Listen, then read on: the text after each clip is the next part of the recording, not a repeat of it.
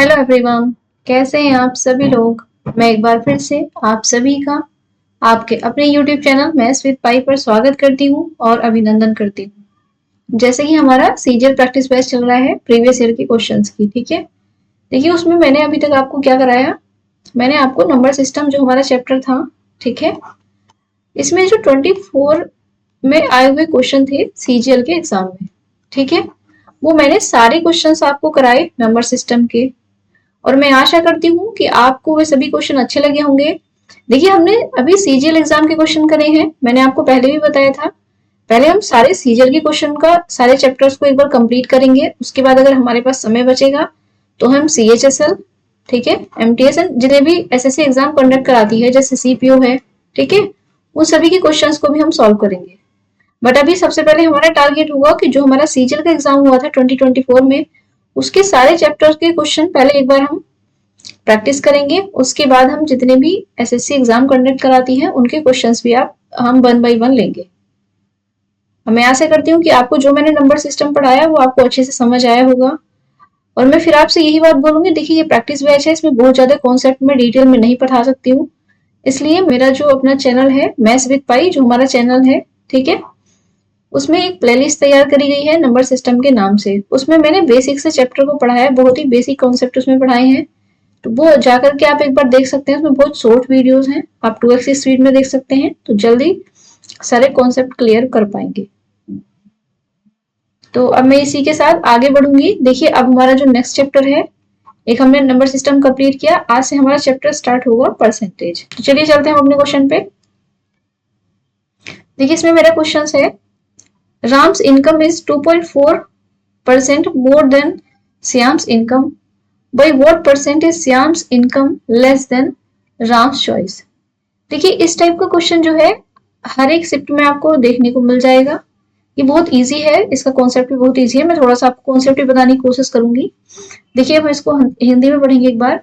इसमें लिखा है कि राम की आय श्याम की आय से 2.5% अधिक है, श्याम की आय राम की आय से कितने परसेंट कम है। ठीक है, ये मुझे बताना है। तो आई होप क्वेश्चन आपको समझ आया होगा। तो देखिए मैं सबसे पहले ये समझूंगी कि 2.5% का मतलब क्या है अगर मैं फ्रैक्शन में देखती हूँ तो। ओके, देखिए देखते हैं हम 2.5% है मुझे लिखा है। देखिए एक बार मैं इसको बताना चाहूंगी कि इसको फ्रैक्शन में कन्वर्ट हम कैसे करेंगे। तो देखिए जो भी मेरे पास परसेंटेज दिया होगा मैं उसके अपॉन में 100 कर दूंगी, तो ये मेरे पास क्या बन जाएगा, फ्रैक्शन। अब मैं इसको डिवाइड करती हूँ तो देखिए मेरे पास क्या आ जाएगा, पॉइंट लगाऊंगी, 25 चौके 100, ये इसका मतलब क्या है 1/40 मेरे पास आएगा। देखिए ये इसकी फ्रैक्शन वैल्यू है। ओके, तो देखिए ये कॉन्सेप्ट आपको समझ आया होगा, फ्रैक्शन वैल्यू। अब जब आपने परसेंटेज पढ़ा होगा तो बेसिक में सभी आपको पढ़ाते ही हैं। तो चलिए मैं ऐसा मान के चलती हूँ कि अभी नहीं आया हुआ आपको, लेकिन देखिए मैंने आपको बताया तो जितनी भी परसेंटेज वैल्यू होगी उनको फ्रैक्शन में अगर कन्वर्ट करना है तो अपॉन में 100 करेंगे, उसके बाद जो भी वैल्यू आएगी वो मेरी फ्रैक्शन में हो जाएगी। ओके, अब इन्होंने दिया, देखिए एक राम है एक श्याम है, तो मैंने माना ये राम है और ये मेरे पास है श्याम। ठीक है, अब देखिए मैं क्या लिखूंगी, इसमें अब बेस वैल्यू है तो इन्होंने बोला था कंपेयर किससे करा है, राम की आय से। तो इनकम कितनी है राम की, देखिए 40 थी और श्याम की इनकम कितनी है 41। ठीक है, इसमें मैं 1 ऐड करूंगी क्योंकि इन्होंने बोला है ज्यादा है। तो राम की इनकम अगर 40 थी तो श्याम की 41 होगी। अब इन्होंने पूछा है कि श्याम की जो इनकम है राम से कितने परसेंट कम है। अब देखिए क्योंकि इन्होंने राम की इनकम के बारे में पूछा है तो जिसके बारे में पूछेंगे हम उसका बेस रखते हैं। ओके, अब देखिए श्याम की इनकम पूछिए इससे कितनी कम होगी, तो श्याम की इनकम है इसलिए मैं नीचे श्याम की इनकम रखूंगी। और कितना कम है, देखिए ये 40 है ये 41 है, तो कितना कम होगा, एक कम है, तो मैंने यहाँ पे 1 रखा। क्योंकि हमें परसेंटेज में वैल्यू बतानी है तो मैं इंटू 100 करूंगी। ओके, तो ये मेरे पास देखिए 100/41 होगा। अगर मैं इसको सॉल्व करती हूँ तो देखिए मेरे पास कितना आएगा, ये आ जाएगा 2.43। ओके, आप एक बार खुद से सॉल्व करके भी देख सकते हैं। तो आई होप ये क्वेश्चन आपको समझ आया होगा। तो देखिए कौन सा ऑप्शन है मेरे पास, इसका ऑप्शन है ये ए ऑप्शन राइट हो जाएगा मेरे पास। तो हम चलेंगे अपने नेक्स्ट क्वेश्चन पे। देखिए नेक्स्ट क्वेश्चन है मेरा, the ratio of expenditure to saving of a women. देखिए हमारा जो एक वुमेन का एक्सपेंडिचर और सेविंग का रेशियो दिया है वो मेरे पास 4:1 दिया है। If her income and expenditure are increased by, देखिए 20% से बढ़ता है, ओके, और ये 10% से, यानी कि इसमें क्या है एक्सपेंडिचर जो है वो 20% से बढ़ेगा, इंक्रीज करेगा, और जो सेविंग है वो करेगी 10% increase. Okay, then find the percentage change in her saving. अब देखिए इसमें मुझे क्या करना है, परसेंटेज चेंज बताना है, सेविंग में कितना परसेंटेज चेंज आएगा। ठीक है, अब देखिए सबसे पहले मैं आपको बताना चाहूंगी, एक बार समझाऊंगी हिंदी में। एक महिला है जिनकी व्यय और बचत का जो अनुपात है, इसका मतलब एक्सपेंडिचर और सेविंग का जो रेशो है वो मुझे दिया है 4:1, और उसकी जो इनकम का और एक्सपेंडिचर इन्होंने दिया है, और उसकी इनकम और एक्सपेंडिचर में जो इंक्रीमेंट हुआ है वो दिया है 20% एंड 10%। तो हमें बताना है कि जो उनकी सेविंग है उसमें कितना चेंज आएगा, परसेंटेज चेंज। ओके, अब हम चलते हैं देखिए अपने क्वेश्चंस पे। अब देखिए मैं क्या करूंगी, यहाँ पे मैंने लिखा सबसे पहले आप, अभी देखिए आप तो अभी तो जॉब नहीं है आपके पास, लेकिन जब आपके पास जॉब होगी तो देखिए सैलरी आएगी, इसका मतलब क्या होगा, आपकी इनकम होगी। ओके, देखिए इनकम होगी, उसके बाद क्या करेंगे आप, उसमें से कुछ खर्च भी करेंगे, मतलब एक्सपेंडिचर भी आप करेंगे, उसके बाद कुछ आप बचाएंगे, मतलब आप कुछ सेविंग भी करेंगे। ठीक है, तो देखिए वही स्ट्रक्चर होगा, मतलब क्या होगा, अगर मेरे पास इनकम है तो उसमें से मैं एक्सपेंडिचर करूंगी और सेविंग करूंगी, दोनों को ऐड करूंगी तो मेरी इनकम बन जाएगी। ओके, अब देखिए इन्होंने दिया है कि जो एक महिला है उनका जो एक्सपेंडिचर और सेविंग का रेशो है वो 4:1 है। ये मेरे पास एक्सपेंडिचर है 4 है, तो सेविंग मेरे पास 1 होगी। ठीक है, अगर 1 सेविंग है 4 एक्सपेंडिचर है, तो आपको पता होगा इनकम कितनी हो जाएगी, मैं इन दोनों को ऐड करूंगी तो मेरे पास इनकम देखिए 5 हो जाएगी। क्योंकि ये रेशो में है इसलिए मैं इनको गोले में लिखूंगी। ठीक है, सर्कल में हम इनको कर देंगे। अब देखिए मेरे पास अगर मैं इसमें से निकालूंगी परसेंटेज वैल्यू तो मेरा पॉइंट में चला जाएगा, तो मैं क्या करती हूँ, देखिए मैं दो जीरो बढ़ा दूंगी। आपको पता है रेशो में हम 2 जीरो बढ़ा सकते हैं, कुछ संख्या में मल्टीप्लाई कर सकते हैं और किसी से भी डिवाइड कर सकते हैं। ओके, अब देखिए मेरे पास हुआ, अब इन्होंने बोला है कि जो इनकम है इसमें 20% के इंक्रीमेंट हुआ, इंक्रीज हुई है। ठीक है, तो देखिए मैं इसका 20% निकालूंगी यहाँ से। अगर मैं इसका 20% निकालती हूँ तो देखिए मेरे पास क्या जाएगा, इसका 20% मेरे पाएगा 100। ओके, अब इन्होंने बोला है कि जो एक्सपेंडिचर है उसमें 10% का इंक्रीमेंट हुआ है, तो देखिए एक्सपेंडिचर मेरे पास क्या है, 400 है, इसका अगर मैं 10% निकालती हूँ तो देखिए मेरे पास क्या जाएगा, 10% निकालूंगी तो 4 इसमें आ जाएगा मेरे पास 40। ओके, 10% निकालूंगी तो 40 आएगा। अब देखिए यहाँ पे 40 है और ये मेरे पास है 100। अब देखिए इसमें इनकम तो मेरी बढ़ी है 100, ठीक है, बट जो मेरा एक्सपेंडिचर है वो 40 ही बढ़ा हुआ है। ठीक है, अब मैंने आपको क्या बताया कि सेविंग और एक्सपेंडिचर को जोड़ के ही मेरे पास इनकम आएगी। तो देखिए अगर इनकम 100 है और एक्सपेंडिचर 40 है तो देखिए मेरे पास सेविंग क्या आएगी, अगर मैं देखती हूँ तो मेरे पास आ जाएगी 60। ओके, इसका मतलब क्या है, जो मेरी सेविंग है वो 60 इंक्रीज हुई होगी। बट देखिए यहाँ पे वैल्यू जो पूछी है परसेंटेज में पूछी है, तो मैं इसको निकाल सकती हूँ, 60 है और कितने से इंक्रीज हुई है, 100 से, तो मैं अपॉन 100 करूंगी और परसेंटेज निकालना है इंटू 100। ओके, तो देखिए मेरे पास क्या है, 60% वैल्यू आएगी। अब देखिए सबसे पहली बात ये है, अभी मैं देखती हूँ यहाँ पे क्वेश्चन में अगर हम देख पा रहे हैं तो मेरे पास ऑप्शन सी इज राइट हो जाएगा। बट देखिए मैं आपको एक चीज बताना चाहूंगी, परसेंटेज वैल्यू जो भी कैलकुलेट होती है उसका बेस क्या है, 100 होता है। ओके, और अगर बेस 100 नहीं है तो हम उसको 100 से मल्टीप्लाई करके उसको परसेंटेज वैल्यू में कैलकुलेट करते हैं। जैसे आपको अगर नहीं समझ आया होगा कि मैंने 500 का देखिए 20% कैसे निकाला, तो मैं एक बार आपको समझाऊंगी। यहाँ देखिए ये 500 था मेरे पास, इसका मुझे निकालना है 20%, तो देखिए 20 और परसेंट है क्योंकि, तो अपॉन में 100 में करूंगी, ये मेरे कट जाएंगे, यहाँ से मेरे पास आ जाएगा 100। तो आई होप कि ये चीज आपको समझ आई होगी। देखिए बहुत छोटी छोटी बातें हैं, बट ये सारे क्वेश्चंस जहां भी परसेंटेज आप लगाएंगे, और परसेंटेज एक ऐसा टॉपिक है, आगे आप जितने भी अर्थमेटिक के टॉपिक पढ़ेंगे परसेंटेज आपका सभी में यूज होगा। तो आपको परसेंटेज जो है इसका जो बेस है वो बहुत ही स्ट्रॉन्ग होना चाहिए। अब हम चलते हैं अपने नेक्स्ट क्वेश्चन पे।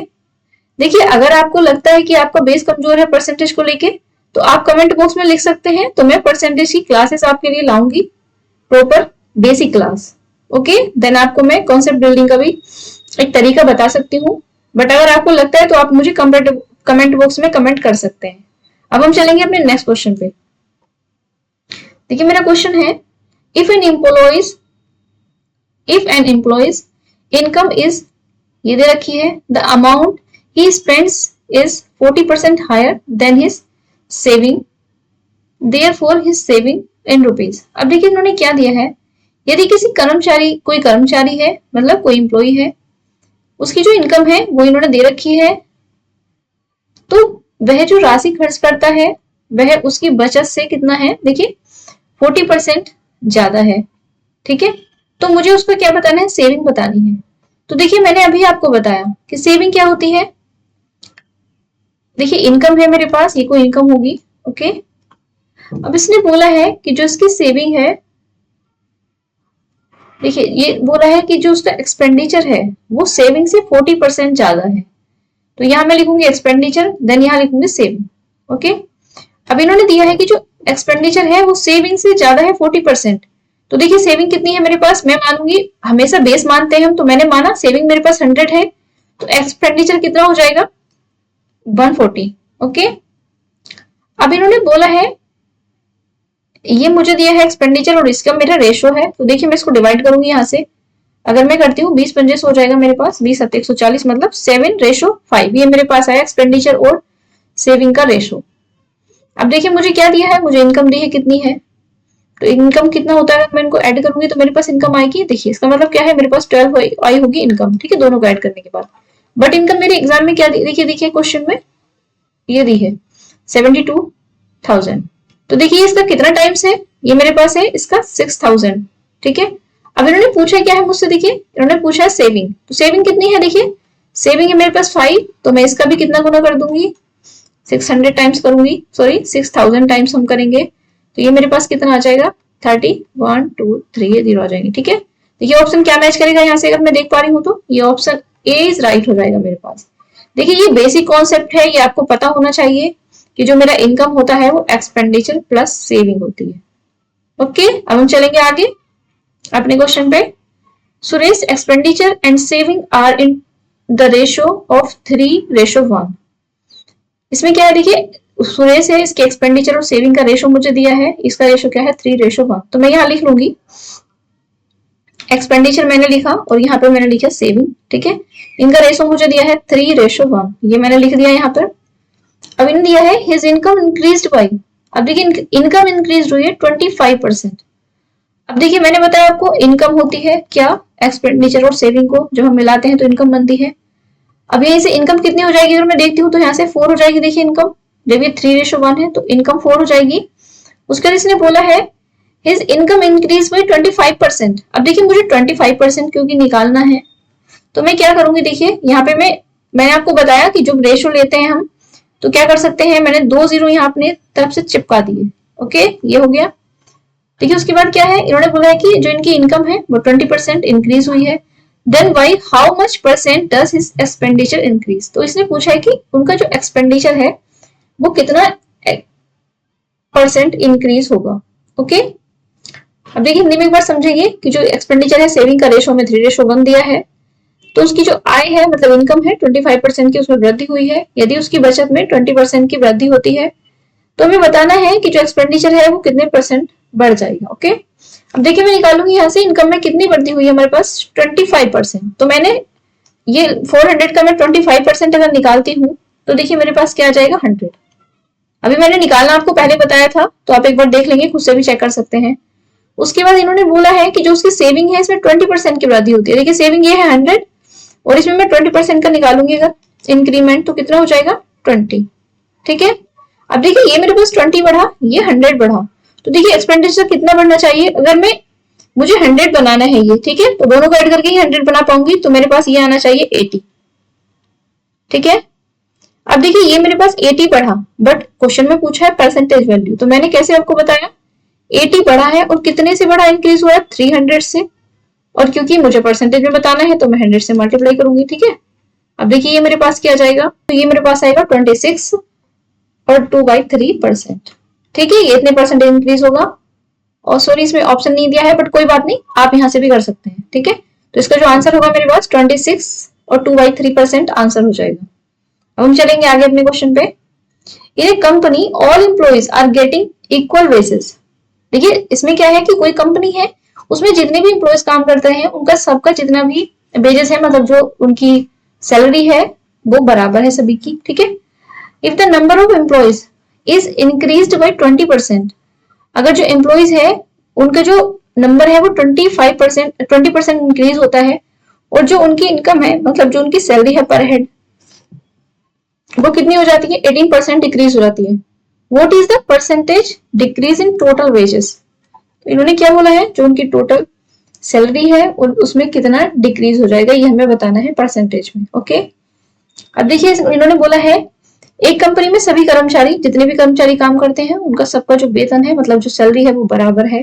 ठीक है, यदि कर्मचारियों की संख्या में 20% की वृद्धि हुई, जितने कर्मचारी हैं अगर उनसे 20% बढ़ जाते हैं और उनके जो पर हेड इनकम है, वेतन जो उन्हें दिया जाता है वो 18% कम हो जाता है, तो हमें बताना है कि जो कुल वेतन, जो कुल सैलरी उन्हें देते हैं उसमें कितने परसेंटेज की कमी होगी। ठीक है, अब देखिए मैं आपको ये चीज बताना चाहूंगी कि जो मैं टोटल सैलरी और मैं टोटल वेजेस काउंट करूंगी। ठीक है, टोटल वेजेस अगर मैं काउंट करती हूँ तो देखिए उसको मैं कैसे कर सकती हूँ, जैसे number of employ, okay, number of employ में कर सकती हूँ। ठीक है, इनटू जो पर हेड वेजेस होगी उसको मैं कर सकती हूँ। ठीक है, जितने भी पर हेड वेजेस जिसको देते होंगे ये, है ना, पर हेड वेजेस, तो इससे मेरा क्या आ जाएगा, मेरे पास टोटल वेजेस आ जाएगी। ठीक है, अब देखिए आपने, हो सकता है आपने एक फॉर्मूला पढ़ा होगा इसमें, जो मेरे पास होता है सक्सेसिव परसेंटेज का फॉर्मूला, सक्सेसिव परसेंटेज। ठीक है, उसको आपने पढ़ा होगा x plus y plus x y upon 100 और ये परसेंट, ये आपने पढ़ा होगा। ठीक है, अब देखिए ये बहुत अच्छी बात है कि आपने पढ़ा है, बट देखिए सबसे पहले आपको पता होना चाहिए कि ये फॉर्मूला कहाँ यूज होता है, और उससे भी पहले ये पता होना चाहिए कि ये फॉर्मूला कहाँ नहीं यूज होता है। ओके, अब देखिए मैं आपको बता दूं ये फॉर्मूला तब यूज होगा जब दो चीजों की आपस में मल्टीप्लाई करके तीसरी चीज बनती है। ठीक है, जैसे यहाँ पे है नंबर ऑफ एम्प्लॉइज एंड पर हेड वेजेस, इसको मल्टीप्लाई करके मेरे पास तीसरी चीज आ रही है, तब मैं इस फॉर्मूले को यूज कर सकती हूँ। ठीक है, तो देखिए हम यहीं पे यही फॉर्मूला लगाएंगे। अब आप देख सकते हैं इन्होंने बोला है कि जो कर्मचारी की संख्या में है वो कितनी वृद्धि हुई है, देखिए 20%, तो मैं 20% लिखूंगी प्लस, और यहाँ से इन्होंने बोला है कि जो वेतन है पर हेड जो सैलरी है उसमें कितनी 18% का डिक्रीज हुआ है, तो मैं -18 लिखूंगी, और यहाँ पर माइनस आएगा 20 इंटू 18 अपॉन 100। ओके, देखिए यहाँ से मेरे पास 2 आएगा और यहाँ से माइनस के कितने आ जाएगा, देखिए मेरे पास ये 3.6, तो यहाँ से मेरे पास आएगी वैल्यू -1.6। अब देखिए आपको पता हुआ कि अगर वैल्यू यहाँ माइनस में आती है तो क्या है, मतलब डिक्रीज हुआ होगा। ठीक है, तो इसका मतलब क्या है कि 1.6% डिक्रीज हुई होगी, ये मेरा ऑप्शन सी राइट हो जाएगा। आई होप ये क्वेश्चन आपको समझ आएगा। हम आगे चलेंगे अपने क्वेश्चन पे। देखिए नेक्स्ट क्वेश्चन है, अजय स्पेंड्स, ये क्या है, ये है देखिए 66 सही 2/3%, ये एरर है, टाइपिंग एरर है। Okay, of his income on different household items.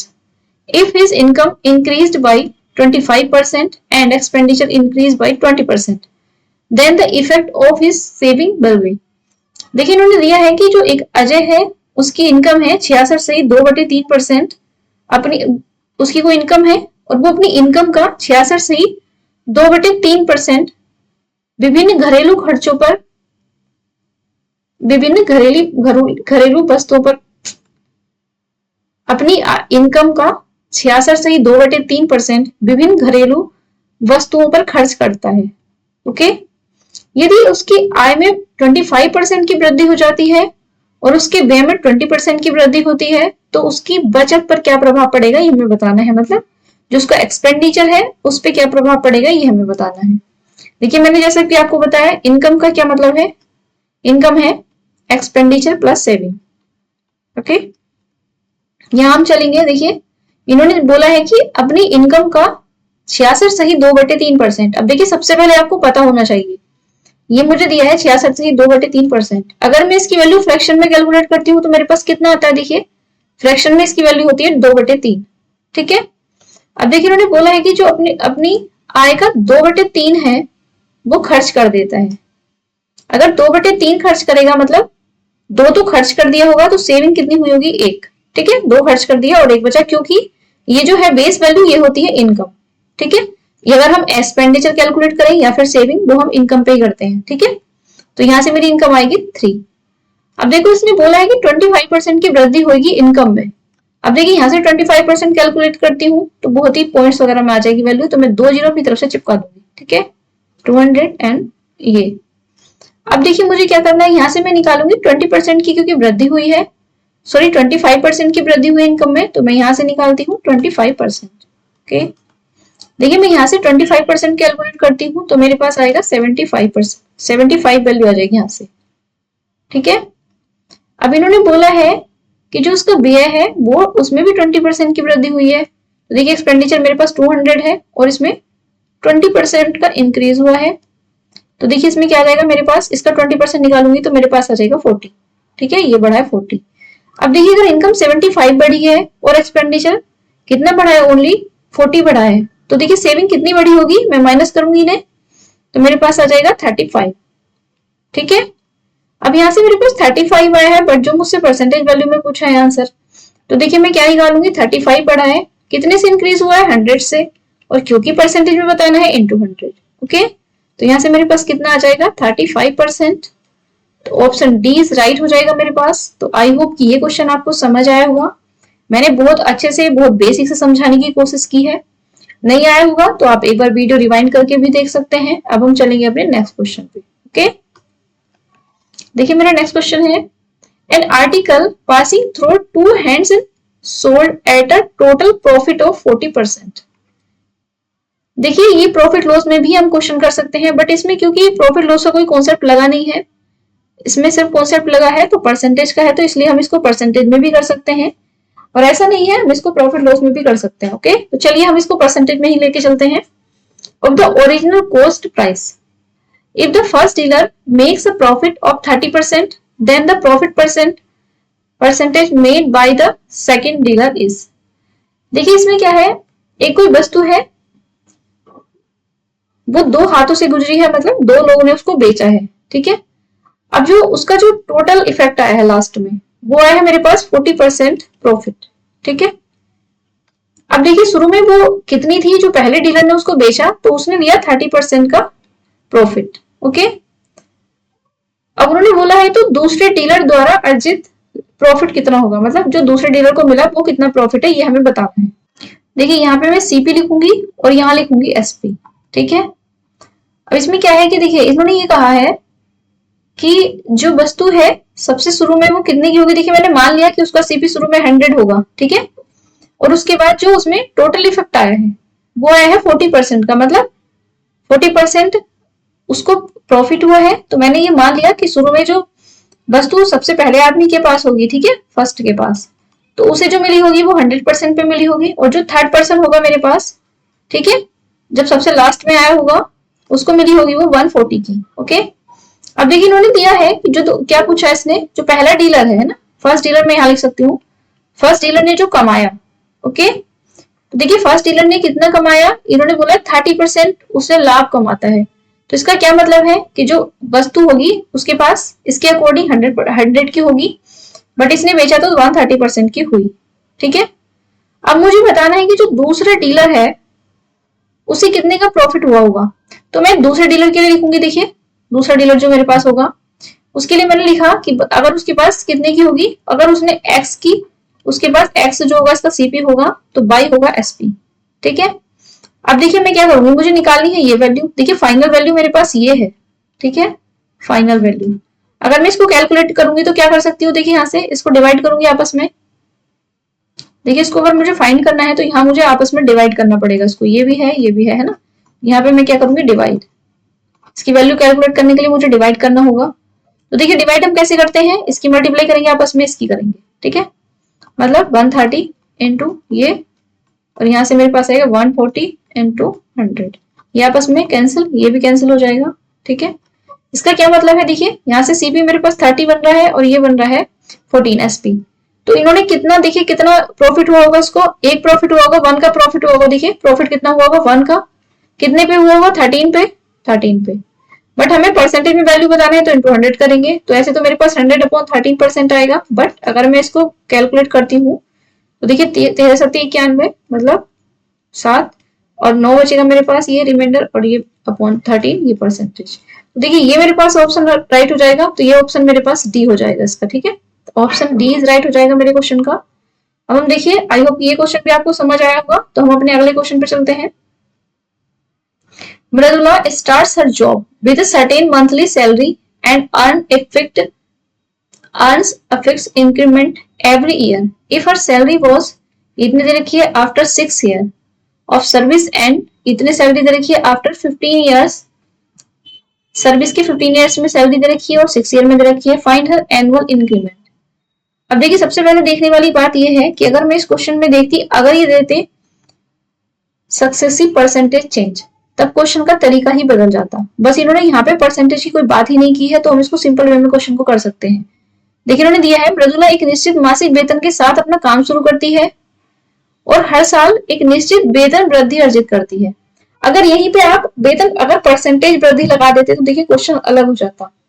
अब इन्होंने बोला है कि यदि 6 वर्ष के बाद सेवा के बाद उसका वेतन ये हो रखा है, ठीक है, और 15 वर्ष के बाद दिया है ये हो रहा है, तो इन्होंने बोला है कि वार्षिक वेतन वृद्धि मुझे बतानी है। तो देखिए यहाँ पे तो है 6 ईयर में, यहाँ पे 6 ईयर में सैलरी है इसकी, और यहाँ पे देखिए 15 ईयर्स में क्या सैलरी हुई, ठीक है। देखिए 16 ईयर बाद कितना हुआ मेरे पास 28400 ये सैलरी है, और यहाँ से 15 ईयर्स के बाद है 5299 एंड 7 ये सैलरी है। अब मुझे बताना है कि इन्हें पर ईयर बताना है, ठीक है। तो देखिए अगर मैं यहाँ से मैं दोनों का डिफरेंस लूंगी, यहाँ से भी डिफरेंस लूंगी और यहाँ से भी, ठीक है, दोनों का हम क्या लेंगे डिफरेंस। तो देखिए जब मेरे पास डिफरेंस अगर मैं ईयर का लेती हूँ तो मेरे पास कितना डिफरेंस आएगा 9, ठीक है, ये 9 ईयर है मेरे पास। देखिए 9 ईयर में कितनी सैलरी होगी, अगर मैं यहाँ सैलरी का डिफरेंस काउंट करूंगी तो देखिए मेरे पास कितना आ जाएगा, यहाँ से यहाँ आ जाएगा 7 9, यहाँ से 5 और यहाँ से 4 और यहाँ से 2। अब देखिए क्योंकि 9 ईयर में आया है बट इन्होंने पर ईयर पूछा है, देखिए है ना, तो यहाँ से मैं निकालूंगी 1 ईयर में कितना निकालूंगी, देखिए मैं, तो ये मेरे पास क्या होगा, इसको 9 से डिवाइड कर देंगे, 2 4 5 9 7, इसको हम 9 से डिवाइड करेंगे तो देखिए मेरे पास क्या आ जाएगा, 9 दूनी 18 आएगा, 9 सत्ते 63 हो जाएगा। देखिए यहाँ से 9 तिया 27, 9 तिया 27, देखिए ये मेरे पास क्या आ जाएगा, इसकी वैल्यू क्या आएगी, ये आ जाएगी 2733। तो ऑप्शन सी मेरा राइट हो जाएगा। देखिए इसको बहुत ध्यान से देखना पड़ेगा, नहीं तो कई बार क्वेश्चन में बच्चे गलती कर सकते हैं यहाँ पे, क्योंकि परसेंटेज चेंज अगर निकालेंगे तो वो क्वेश्चन गलत हो जाएगा हमारा। ओके हम चलते हैं नेक्स्ट क्वेश्चन पे। देखिए दिया है number whose fifth part increased by 5 is equal to its third part increased by 7, find half of the number. देखिए सबसे पहले बहुत ध्यान से पढ़ना है, find the half of number, पूरा नंबर नहीं बताना है, उसका हाफ बताना है, मतलब जो नंबर आएगा उसको 1/2 से मल्टीप्लाई करना है, ठीक है। अब देखते हैं हिंदी में क्या है। एक संख्या जिसके 5वें भाग में 5 की वृद्धि होती है और उसके तीसरे भाग के बराबर है जिसमें 7 की कमी होती है। ओके अब देखिए मेरे पास 2 परसेंटेज है, यहाँ पे 2 मेरे पास फ्रैक्शन होंगी। एक तो 5वां भाग दिया है मतलब 1/5 फिफ्थ भाग है क्योंकि, और एक होगा 1/3, ये 1/3 है। अब इन्होंने बोला देखिए इसको मैं लिखूंगी सर्कल में क्योंकि ये मेरे पास क्या है फ्रैक्शन है और इसी में से मुझे बताना है, क्योंकि ये मैंने माना है अपनी तरफ से, है ना, ये होल नंबर नहीं दिया है। अब देखिए इसको मैं सर्कल में बंद करूंगी। उसके बाद क्या है, इन्होंने बोला यहाँ 5वें भाग में 5 की वृद्धि हो रही, देखिए मैंने इसमें 5 की वृद्धि करी। उसके बाद इन्होंने बोला है जो 1/3 है उसमें 7 की कमी है, मैंने 7 की कमी कर दी। अब इन्होंने बताया कि आपस में बराबर है, मैंने बराबर कर दिया, ठीक है।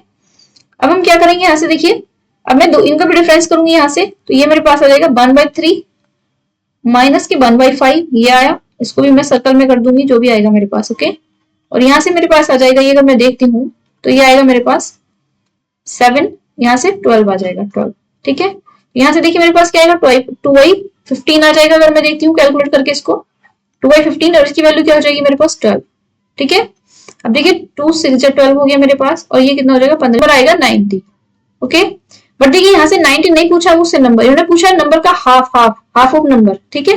तो मैं क्या करूंगी 90 ये, तो मेरे पास आ जाएगा 45, ठीक है। तो ऑप्शन क्या आ जाएगा, देखिए मेरे पास ऑप्शन ए इज राइट हो जाएगा।